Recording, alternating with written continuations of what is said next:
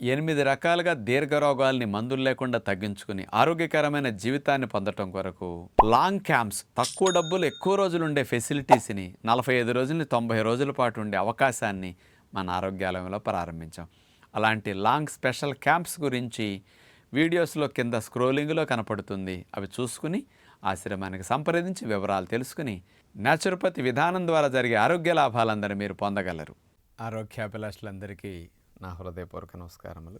బిడ్డకు తల్లిపాలు అందిస్తే అన్ని పోషకాలు వస్తాయి, ఆరోగ్యం బాగుంటుంది, పిల్లలకి ఇమ్యూనిటీ బాగా పెరుగుతుందని ఇలాంటివి మాత్రమే చిన్న ఏజ్లో మంచి లాభాలు వస్తాయి అని అనుకుంటాం. కానీ తల్లిపాలని 3 నుంచి 6 నెలల పాటు తప్పనిసరిగా ఇవ్వటం వల్ల 100 ఏళ్ల జీవితానికి బిడ్డల రక్షణ వ్యవస్థలో మంచి ఫౌండేషన్ ఇక్కడే పడుతుంది. ఇది లైఫ్ టైం రక్షణ కలిగిస్తుంది. వాళ్ళ శరీరంలో ఆ బిడ్డల జీన్స్లోనూ మంచి మార్పులు వచ్చి వాళ్ళ ఎపిజెనెటిక్స్లోనూ చాలా చేంజెస్ వచ్చి ఆరోగ్యకరంగా బిడ్డల లైఫ్ క్యాన్సర్ రాకుండా రక్షించుకోవటానికి కూడా ఫౌండేషన్ ఈ 6 నెలలలోపు ఇచ్చిన తల్లిపాలే ప్రధానంగా హెల్ప్ చేస్తున్నాయని సైంటిస్టులు రుజువు చేశారు.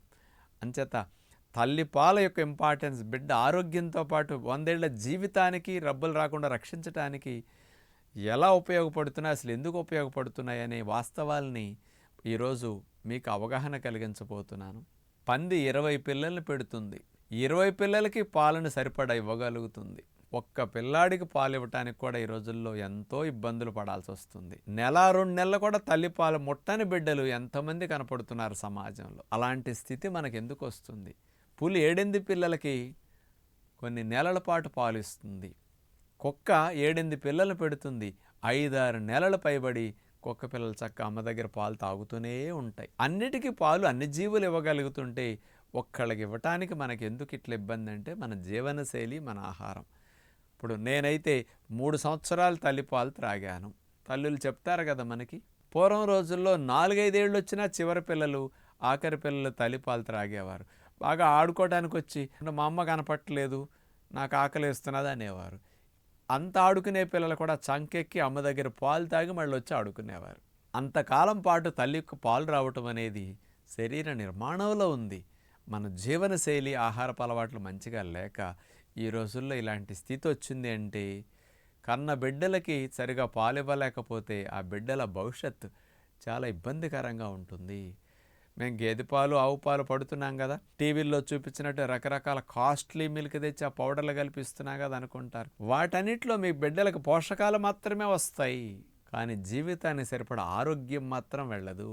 మరి తల్లి పాలు బిడ్డ శరీరం లోపలికి వెళ్ళినప్పుడు ఆ బిడ్డ ఆ జీన్స్ కూడా హెల్దీగా మారటాన్ని, రోగనిరోధక వ్యవస్థ 100 ఏళ్ల పాటు మంచిగా ఉండే ఫౌండేషన్ వేయటాన్ని, క్యాన్సర్ రాకుండా రక్షించే వ్యవస్థ వీళ్ళ జీన్స్లో పెరగటాన్ని Barcelona institute of global health శాస్త్రవేత్తలు 4000 మంది చిన్నారులను తీసుకుని వాళ్ళ మీద 12 ఏళ్ళు వచ్చిన వరకు ఉంచి స్టడీ చేశారనమాట. ఎలా చేశారు వీళ్ళంటే, బిడ్డ పుట్టినప్పుడు అమ్మ యొక్క బొడ్డు తాడు బిడ్డ నుంచి కట్ చేస్తారే, అక్కడ రక్త నమూనాలు సేకరించారు.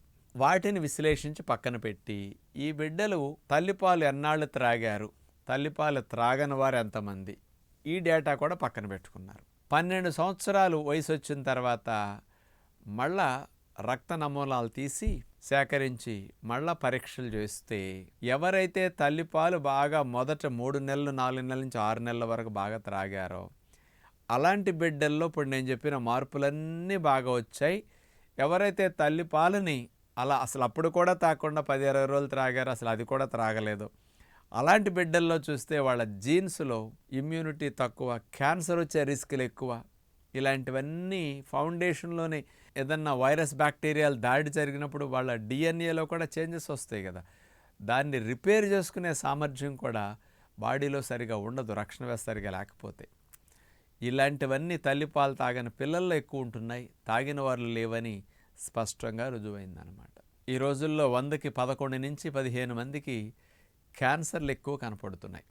మరి అలాంటి క్యాన్సర్ మహమ్మారి కూడా రాకుండా రక్షించే వ్యవస్థ మన శరీరంలో పెరగటానికి అమ్మ పాలకి చాలా దగ్గర సంబంధం ఉందని రుజువు అవుతున్నాయి. అందుకని తల్లిపాలు తాగే బిడ్డకి కావలసిన అన్ని పోషకాలు తల్లి స్తనాల్లో పాల రూపంలో తయారై ఎట్లా వస్తే ఆ బిడ్డ తాగితే ఆ బిడ్డకు సంపూర్ణ ఆహారంగా calcium, iron, protein, vitamins, minerals, ఇమ్యూనిటీకి సంబంధమైన ఇమ్యూనోగ్లోబులిన్స్ ఇలాంటివన్నీ మంచిగా బాగా ఎట్లా వెళతాయో అలా బయట పాలు త్రాగినప్పుడు వెళ్ళం. గేదె పాలు దాని దూడక మ్యాచింగ్, ఆవు పాలు దాని దూడక మ్యాచింగ్, అమ్మ పాలు మన బిడ్డకు మ్యాచింగ్. ఆవు రక్తాన్ని పంచుకు పుట్టిన దాని బిడ్డకి దాని పాల ద్వారా అన్నీ వెళతాయి, కానీ దాని శరీరంలోవి మన బిడ్డకి ఎట్లా మ్యాచ్ అవుతాయి? అందుకని అమ్మ పాలకు సాటి పోటీ మరొకటి లేదు, మరొకటి రాదు. అందుచేత బిడ్డలకి పుట్టినప్పటి నుంచి మొదట 6 నెలల తల్లిపాలు తప్ప ఇంకొక ఆహారం అసలు ఇవ్వకూడదు. ఆ తల్లిపాలు 2 ఏళ్ళు దాకా ఇస్తే దంతాలు వచ్చే వరకు మరీ మంచిది. తల్లిపాలు బాగా రావాలి అంటే మీరు హై ప్రోటీన్ డైట్ బాగా తీసుకోండి. ముఖ్యంగా మొలకలెత్తిన విత్తనాలు 1-2 రకాలు, అన్ని బాదం పప్పులు, అన్ని వేరుశెనగ పప్పులు, ఇలాంటి ఒక ఆహారంగా తప్పనిసరిగా తినండి. 25% ప్రోటీన్ వీటన్నిటిలో ఉంటుంది. హెంప్ సీడ్స్ కూడా 32% ప్రోటీన్ ఉంటుంది. అలాంటి హెంప్ సీడ్స్ని కూడా అవి దోరగా వేపు ఉంటాయి, చాలా బాగుంటాయి. ఈ మధ్య మన గుడ్ హెల్త్ వారి హెంప్ సీడ్స్ని అలా ఈజీగా తినే విధంగా తెచ్చి మనకి ఫాలోవర్స్ అందరికి అందిస్తున్నారు. అలాంటి హెంప్ సీడ్స్ని స్పెషల్గా తెప్పించుకోండి. 32% ప్రోటీన్, మేకా కోడి కంటే ఇంకో 10-15% ఎక్కువ ప్రోటీన్ ఇందులో ఉంటుందన్నమాట. అలాంటి హెంప్ సీడ్స్ని కూడా ఉదయం పూట ఆహారంగా పెట్టుకుని పళ్ళు అవి తినండి. మధ్యాహ్నం పూట కందిపప్పు, పెసరపప్పు పొట్టు తీయని వాటిని వేసి వండుకుని ఆకుకూర వేసి వండండి. వెజిటబుల్ కర్రీలో పొట్లకాయ, బీరకాయ ఇట్లాంటివన్నీ వండుతారు కదా, మునగాకు ఇట్లాంటి వాటిలో మీరు వండుకునే కొన్ని ఫ్రైల్లో తెలగపిండి వాడండి. గ్రౌండ్నట్ కేక్ పౌడర్, ఇది ఆయిల్ తీసేయగా వచ్చిన చెక్క, వేరుశనగ చెక్కని పౌడర్గా చేస్తే తెలగపిండి అంటారు. ఈ తెలగపిండిలో 46-48% ప్రోటీన్ ఉంటుందన్నమాట. పాల ఉత్పత్తికి, పాల పుష్టికి ఇది బ్రహ్మాండమైన ఆహారం. పూర్వ రోజులందరూ ఈ తెలగపిండి బాలింతకు బాగా పెట్టేవారు పాలు రావడానికి. ట్రెడిషనల్ తెలగపిండి ఇప్పుడు కూడా తెప్పించుకుని వాడుకోవడానికి ట్రై చేయండి. ఈ తెలగపిండి కావాలంటే 9703347476 సతీష్ వాళ్ళు అమ్ముతుంటారు ఒరిజినల్ క్వాలిటీ తెలగపిండి, అక్కడి నుంచి మీరు తెప్పించుకోవచ్చు. దీనితో పాటు దిల్ లీవ్స్ మరి మార్కెట్లో దొరుకుతాయి. ఆ దిల్ లీవ్స్ని పాల పుష్టికి వాడుకోవచ్చు అన్నమాట. మామూలుగా వాటిని కషాయంగా తాగటం కానీ, వాటిని ఎప్పుడన్నా దొరికినప్పుడు ఫ్రెష్గా తినటం కానీ అట్లా చేయగలిగితే చాలా బాగుంటుందన్నమాట. ఇలాంటివి వాడుకోండి, పాల ఉత్పత్తి బాగా పెరుగుతుంది. పాలిష్ పట్టని మిలెట్స్ బాగా వాడుకోండి. పాలిష్ పట్టిన తెల్లటి బియ్యం ద్వారా పోషకాలు లేక ఉత్పత్తి రాదు. అంచేత వైట్ రైస్ ఈ పాలు ఇచ్చే వరకు మానేసేసి మిలెట్స్ అన్నం బాగా తినండి. ఇలాంటి మంచి మార్పులతో మీ బిడ్డలకి మంచిగా పాలిస్తే 100 ఏళ్ల మంచి ఫౌండేషన్ మీరు వేసినట్టు అవుతుందని తల్లులందరికీ విజ్ఞప్తి చేస్తూ నమస్కారం.